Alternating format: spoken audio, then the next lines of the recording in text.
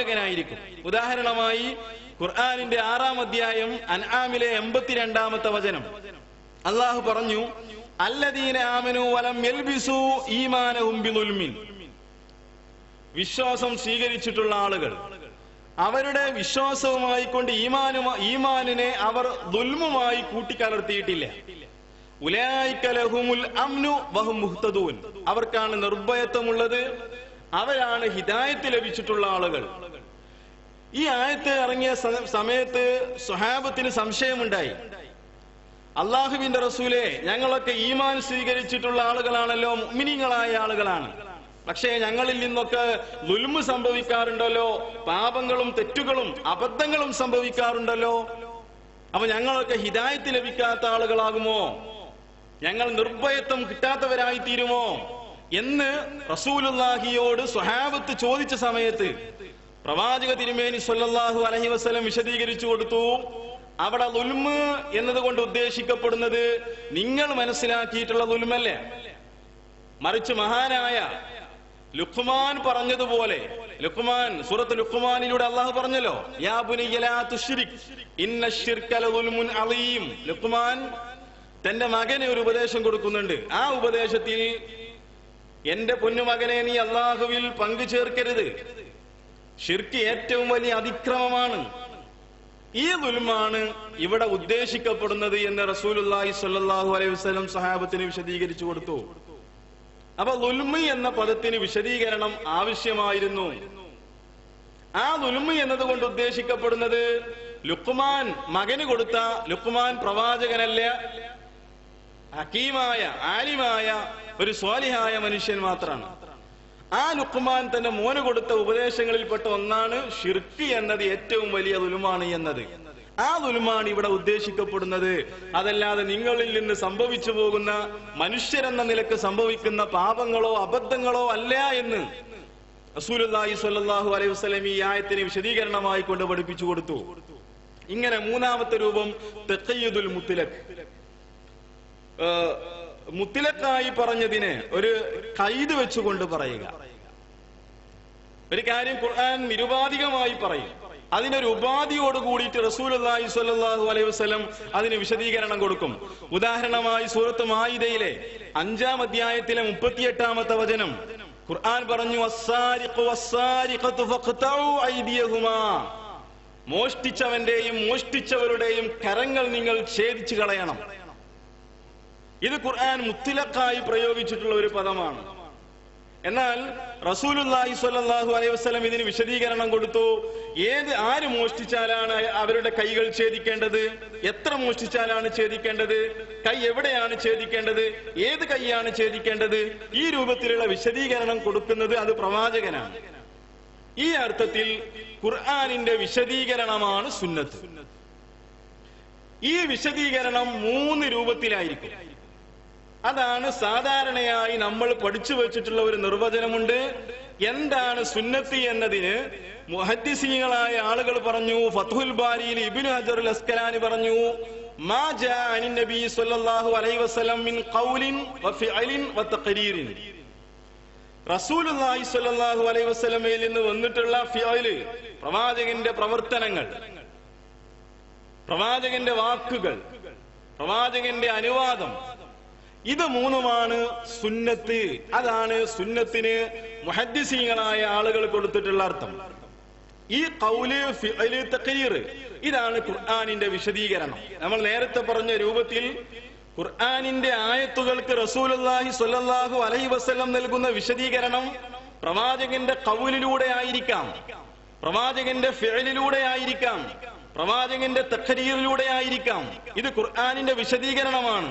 ഇതിനാണ് ഇസ്തിലാഹിയായിക്കൊണ്ട് മുഹദ്ദിസീങ്ങളായ ആളുകൾ സുന്നത്ത് എന്ന് പറഞ്ഞിട്ടുള്ളത്. ഇതാണ് 1ാമത്തെ നിർവചനം. ഇത് ഇബ്നു റജബുൽ ഹംബലി, അതേപോലെ തന്നെ ഷാത്വബി, ഇങ്ങനെയുള്ള ആളുകളൊക്കെ ഈ നിർവചനമാണ് നൽകിയിട്ടുള്ളത്. ഈ നിർവചനത്തിന്റെ അടിസ്ഥാനത്തിൽ തന്നെ ഉസൂലി പണ്ഡിതന്മാര് പറഞ്ഞു, ഈ അർത്ഥത്തിൽ റസൂലുള്ളാഹി സ്വല്ലല്ലാഹു അലൈഹി വസല്ലമയുടെ തിരുസുന്നത്ത് ഖുർആനിന്റെ വിശദീകരണമാണെങ്കിൽ ആ ഖുർആനിന്റെ വിശദീകരണമായ സുന്നത്ത് കൂടാതെ ഒരാൾക്ക് ഖുർആൻ എടുക്കാൻ പറ്റൂല. അതുകൊണ്ട് ഖുർആനിന്റെ വിശദീകരണമാകുന്ന സുന്നത്ത് രണ്ടാം പ്രമാണമാണ്. അതുകൊണ്ടാണ് ഉസൂലുൽ ഫിഖ് പഠിക്കുമ്പോ അൽ അദില്ലത്തു ശർഇയ്യ, മതപരമായ തെളിവുകൾ എന്ന് പറഞ്ഞ് എണ്ണം പിടിച്ച് പഠിക്കുമ്പോ 1 അൽ ഖുർആൻ, 2 അസ്-സുന്ന എന്ന് പഠിക്കുന്നത് ഇതിന്റെ അടിസ്ഥാനത്തിലാണ്. ഖുർആനിന്റെ ആയത്തുകൾക്ക് വിശദീകരണം കൊടുക്കൽ നിർബന്ധമായി തീരുമ്പോ സുന്നത്ത് ഇസ്ലാമിന്റെ രണ്ടാം പ്രമാണമായി തീരുന്നു. അതുകൊണ്ട് തന്നെ പ്രമാണങ്ങൾ എണ്ണി വരുമ്പോ 1 ഖുർആൻ എണ്ണും, രണ്ടാമത്തത് സുന്നത്ത് എണ്ണും. ഈ അർത്ഥത്തിൽ ഉസൂലി പണ്ഡിതന്മാർ സുന്നത്തിന് നിർവചനം കൊടുത്തു, സുന്നത്തിന് വ്യാഖ്യാനം കൊടുത്തു. രണ്ടാം പ്രമാണം എന്നുള്ള അർത്ഥത്തിൽ, ഖുർആനിന്റെ വിശദീകരണം എന്ന അർത്ഥത്തിൽ. മൂന്നാമതൊരു നിർവചനം, സുന്നത്ത് എന്നതുകൊണ്ട് ഉദ്ദേശിക്കപ്പെടുന്നത് അദ്ദീൻ, ദീൻ തന്നെയാണ് സുന്നത്ത്.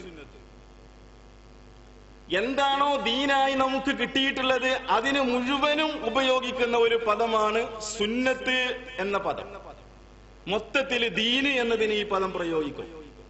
ഇമാം ബർബഹാരി, അതേപോലെ തന്നെ ലാലക്കായി, ഇങ്ങനെയുള്ള മുൻഗാമികളായ സലഫി പണ്ഡിതന്മാർ, മുൻഗാമികളായ അഹ്ലുസ് സുന്നത്തി വൽ ജമാഅത്തിന്റെ പണ്ഡിതന്മാർ പറഞ്ഞു, ബർബഹാരി പറഞ്ഞു, അൽ ഇസ്ലാമു ഹുവ സുന്ന, ഇസ്ലാം അത് തന്നെയാണ് സുന്നത്ത്.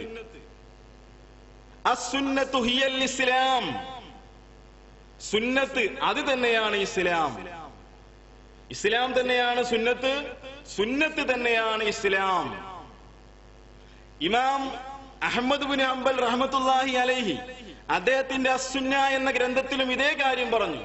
അസ്സുന്നത്തു ആസാറു റസൂലില്ലാഹി സ്വല്ലല്ലാഹു അലൈഹി വസല്ലം, പ്രവാചക തിരുമേനി സ്വല്ലല്ലാഹു അലൈഹി വസല്ലമയിലൂടെ വന്നു കിട്ടിയിട്ടുള്ള മുഴുവൻ ആസാറുകൾക്കും പ്രയോഗിക്കുന്ന പദമാണ് അസ്സുന്ന. അതുകൊണ്ട് സുന്നത്ത് തന്നെയാണ് ഇസ്ലാം, ഇസ്ലാം തന്നെയാണ് സുന്നത്ത്.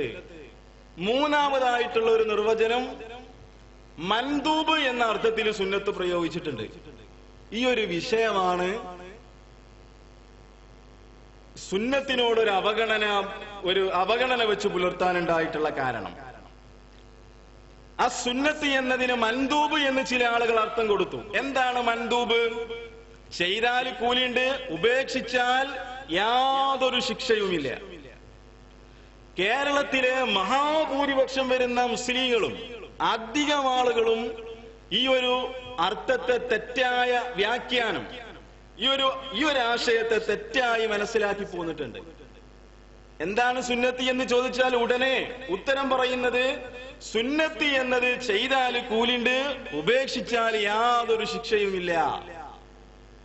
യുസാബു അലാ ഫിഅലിഹി വലാ യുആഖബു അലാ തർക്കിഹി, അത് ചെയ്താൽ പുണ്യം, ഉപേക്ഷിച്ചാല് യാതൊരു ശിക്ഷയും അള്ളാഹുവിന്റെ അടുത്തുനിന്ന് ലഭിക്കുകയില്ല. ഇതാണ് ഇങ്ങനെ മൻദൂബ് എന്ന അർത്ഥത്തില് സുന്നത്തിന് അർത്ഥം കൊടുത്തു. ഈ ഒരു പദപ്രയോഗം, ഈ ഒരു സുന്നത്തിന് കൊടുത്ത വ്യാഖ്യാനം നമ്മുടെ നാടുകളിലേക്ക് കടന്നു വന്ന സമയത്താണ് സുന്നത്തിനോടുള്ള ആ പ്രാധാന്യവും ആ മഹത്വവും ആ സുന്നത്തിന്റെ ഏറ്റവും പ്രധാനപ്പെട്ട ഘടകങ്ങൾ പോലും നഷ്ടപ്പെടുന്ന ഒരു സ്ഥിതി നമ്മുടെ ജീവിതത്തിലേക്ക് കടന്നു വന്നത്. യഥാർത്ഥത്തിൽ ഈ അർത്ഥം ഉണ്ടല്ലോ, സുന്നത്തി എന്നത് ചെയ്താൽ കൂലിണ്ട്, ഉപേക്ഷിച്ചാൽ ശിക്ഷയില്ലാത്തതായ കാര്യമാണ് എന്ന നിർവചനം ശാഫിഈ മദ്ഹബിൽപ്പെട്ട ഒരഭിപ്രായം മാത്രമാണ്. ഷാഫിഈ മദ്ഹബിൽപ്പെട്ട ഒരഭിപ്രായം മാത്രമാണത്. അതും ഷാഫിഈ മദ്ഹബിലെ മുഴുവൻ പണ്ഡിതന്മാർക്കും ഫുഖഹാക്കൾക്കും ഈ നിർവചനത്തോട് അഭിപ്രായ ഐക്യമില്ല. അതുകൊണ്ട് തന്നെ സുന്നത്തി എന്നതിന് മൻദൂബ് എന്ന അർത്ഥം കൊടുത്തിട്ടുള്ള പണ്ഡിതന്മാര് പറഞ്ഞു, ഈ അഭിപ്രായം സുന്നത്തി എന്നാൽ എടുത്താൽ കൂലിയുള്ളതും ഉപേക്ഷിച്ചാൽ ശിക്ഷയില്ലാത്തതുമായ കാര്യമാണ് എന്ന അഭിപ്രായം ഇതാരുടെ അഭിപ്രായമാണ്? ത്വായിഫത്തും മിൻ ഫുഖഹാഇ ശാഫിഈ, ശാഫിഈ ഫുഖഹാക്കളിൽപ്പെട്ട ഒരു ത്വായിഫത്തിന്റെ, ഒരു വിഭാഗത്തിന്റെ, ഒരു കക്ഷിയുടെ അഭിപ്രായം മാത്രമാണ്. ബാക്കിയുള്ള ഉസൂലി പണ്ഡിതന്മാരും മുഹദ്ദിസീങ്ങളായ ആളുകളും സുന്നത്തിനെ നിർവചിച്ചിട്ടുള്ളത് എന്താണ്? ഖുർആനിന്റെ വിശദീകരണമാണ്, പ്രവാചകന്റെ വാക്കുകളാണ്, പ്രവാചകന്റെ പ്രവർത്തനങ്ങളാണ്, അനുവാദം നൽകിയിട്ടുള്ള കാര്യങ്ങളാണ്. ഇമാം ബർബഹാരി പറഞ്ഞതുപോലെ, ആജൂരി പറഞ്ഞതുപോലെ ഇസ്ലാം തന്നെയാണ് സുന്നത്ത്, സുന്നത്ത് തന്നെയാണ് ഇസ്ലാം. ഈ നിർവചനമാണ് അഹ്ലു സുന്നത്ത്